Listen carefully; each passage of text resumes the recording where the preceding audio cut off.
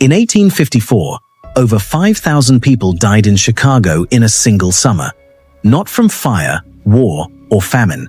From drinking water. Across the country, New York was burying cholera victims in mass graves. Memphis lost 10% of its entire population to yellow fever in one season.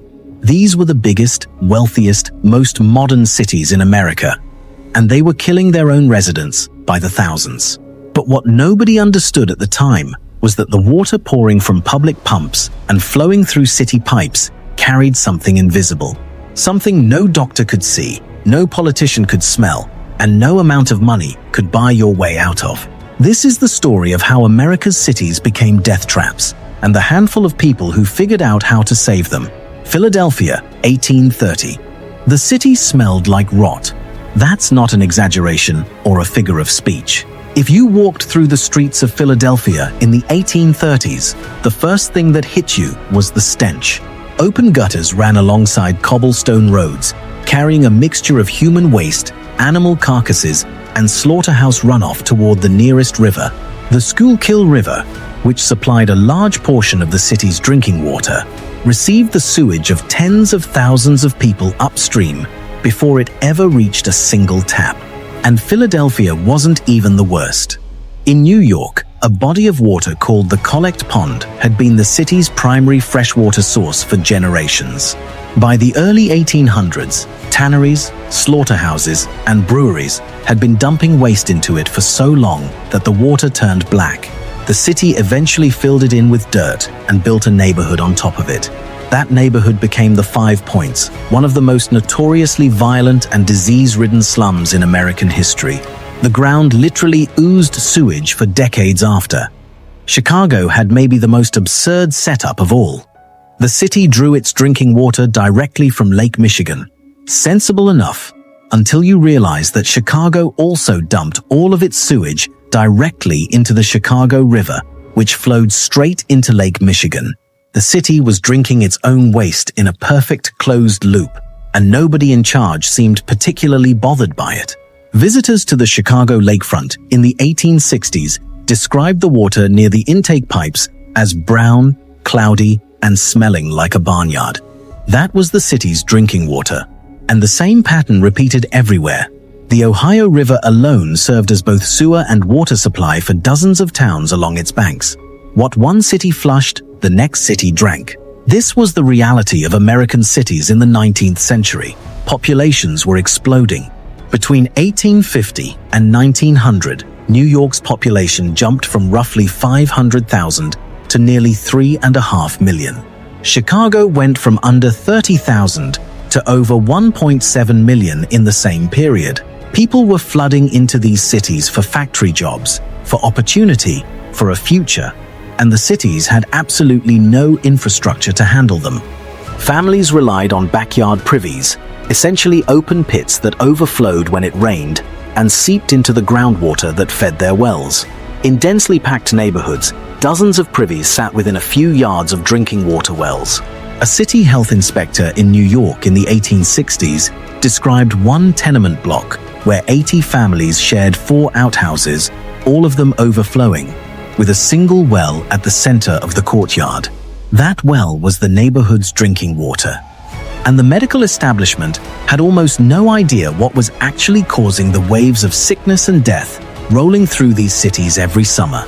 The dominant theory was miasma, the belief that disease came from bad air, from the foul vapors rising off swamps, garbage, and decomposing matter. Doctors prescribed fresh country air and aromatic herbs. City officials focused on clearing away visible filth from streets, not because they understood contamination, but because they thought the smell itself was the danger. The actual killers were microscopic organisms swimming in every glass of water, every well, every public fountain in the city. But germ theory wouldn't gain acceptance in America for decades. In the meantime, people kept drinking, and people kept dying. The funeral bells kept ringing in church steeples across Philadelphia and New York. These cities just couldn't hear the real warning underneath them. For a while, the rhythm of death in American cities was almost predictable. Winters were relatively calm. Spring brought a sense of renewal. merchants reopening shops along Broadway in New York, and families walking along the waterfront in Boston. And then summer arrived, and people started dying. The 1832 cholera epidemic hit New York like a freight train. The disease had been tearing across Europe and Asia for years, and when it finally reached the American coast, it found cities perfectly engineered to spread it. In New York alone, over 3,500 people died between June and October of that year. The city's population at the time was roughly 250,000. That means more than 1 out of every 70 New Yorkers was killed by cholera in a single summer. The city's response was chaos. Wealthy New Yorkers fled to the countryside by the thousands. Those who stayed shuttered their windows and burned tar in the streets, believing the smoke would purify the air. City officials set up quarantine hospitals in converted warehouses along the East River, but they were overwhelmed within days. Doctors had no effective treatment. They tried opium, brandy, mustard plasters on the stomach. Nothing worked. The death carts rolled through Lower Manhattan every morning, collecting bodies left on doorsteps overnight. And cholera is not a gentle way to go. The disease attacks the intestines, causing such extreme dehydration that victims can lose gallons of fluid in hours. Skin turns blue. Muscles cramp until bones feel like they're snapping. A person could feel fine in the morning and be dead by nightfall. In the crowded tenements of Lower Manhattan, where families of 8 shared single rooms with no ventilation and no clean water, the disease moved through buildings like wildfire. This is where the story takes a turn nobody expected. While American doctors were still blaming bad air and moral weakness for cholera, a physician in London named Dr. John Snow was quietly building a case that would change medicine forever. In 1854, Snow mapped cholera deaths across the Soho neighborhood of London and traced them back to a single contaminated water pump on Broad Street. He removed the pump handle, and the outbreak slowed. Snow didn't fully understand bacteria yet, nobody did, but he proved that cholera spread through water, not air. The problem was that almost nobody believed him, not right away. The miasma theory was so deeply entrenched in medical thinking that Snow's waterborne theory was dismissed by much of the British medical establishment during his lifetime. And in America, the resistance was even stronger. American doctors read about Snow's work and largely ignored it. The idea that invisible organisms in water could kill healthy adults seemed absurd to a medical community that still treated disease with bloodletting and mercury pills.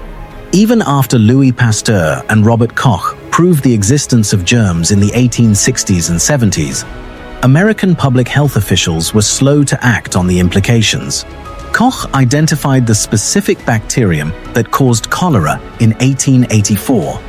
He literally showed the world what was in the water, and still, city after city kept dumping sewage into the same rivers they drank from, because rebuilding water infrastructure was expensive and nobody wanted to pay for it, so the dying continued. Typhoid fever became the quiet, constant killer lurking underneath the more dramatic cholera outbreaks. Cholera came in waves and made headlines. Typhoid just never stopped. It contaminated water supplies year-round, and its symptoms, fever, exhaustion, intestinal bleeding, developed slowly enough that many victims didn't seek treatment until it was too late. In the 1880s and 90s, American cities were reporting typhoid death rates of 30 to 50 per 100,000 people every single year.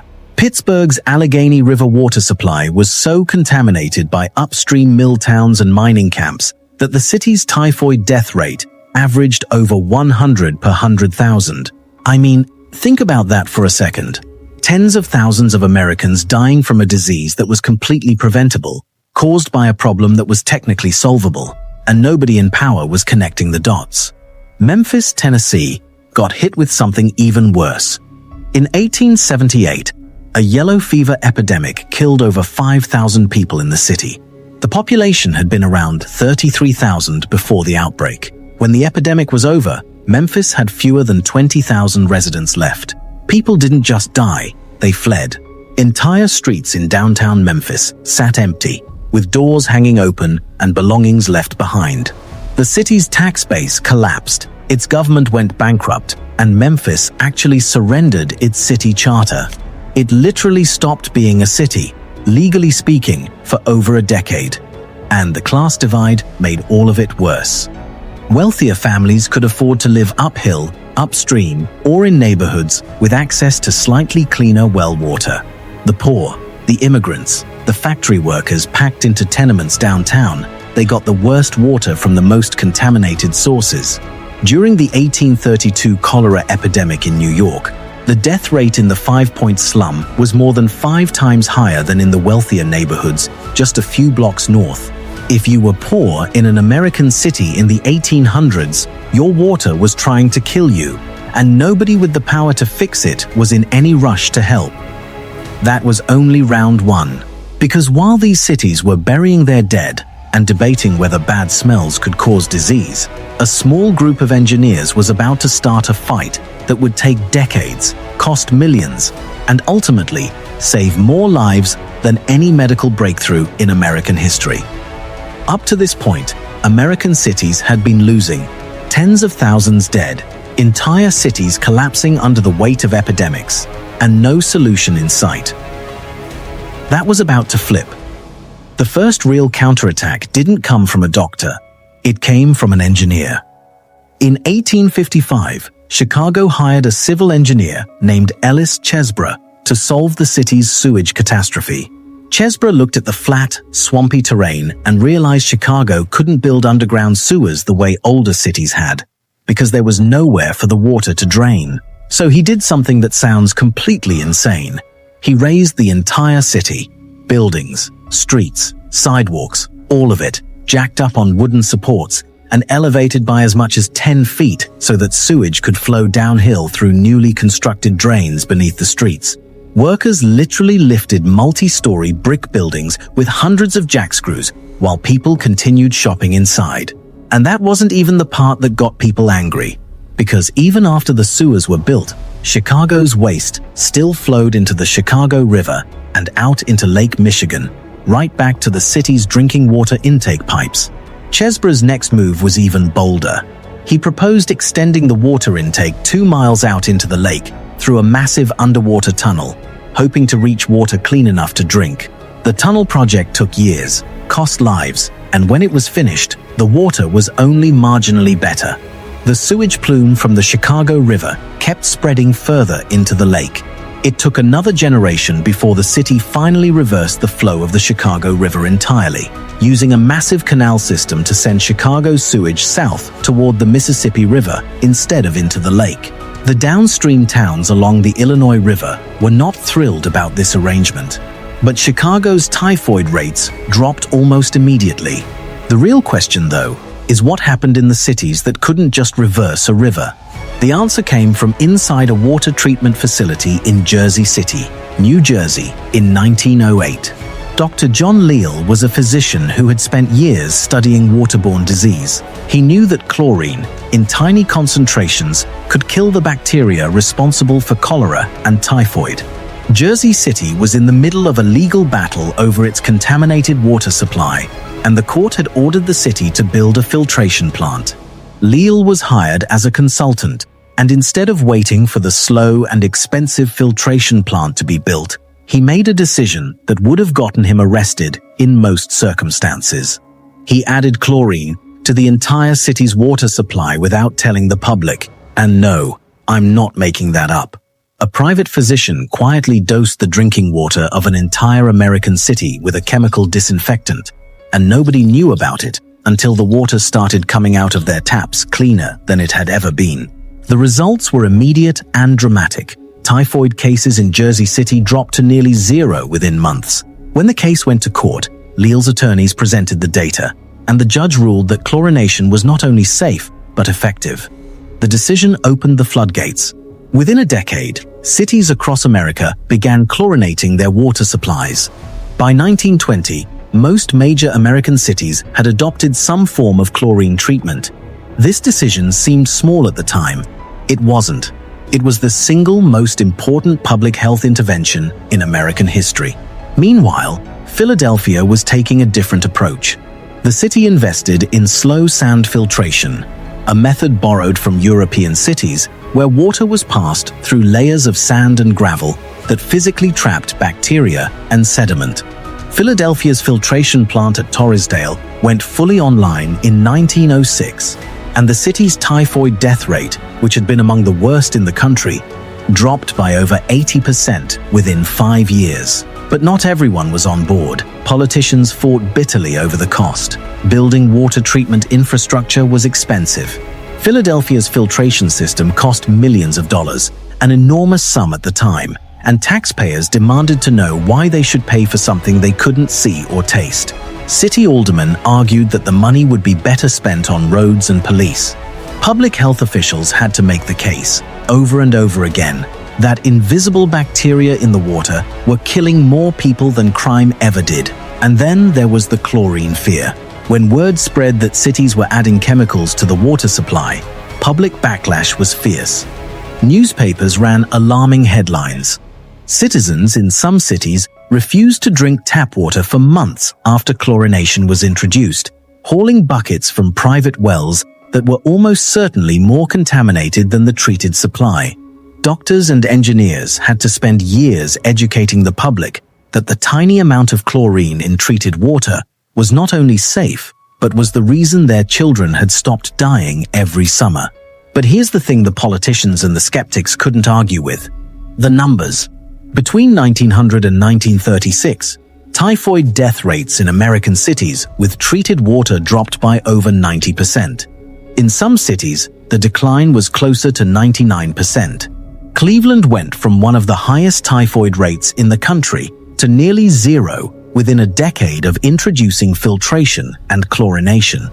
Pittsburgh, which had been averaging over 100 typhoid deaths per 100,000 residents in the 1890s, saw that number fall to single digits by 1920. Pay attention to this next detail, because it explains everything about why this story matters. Economists and public health researchers have spent decades trying to measure exactly how much clean water contributed to the overall decline in American mortality in the early 20th century.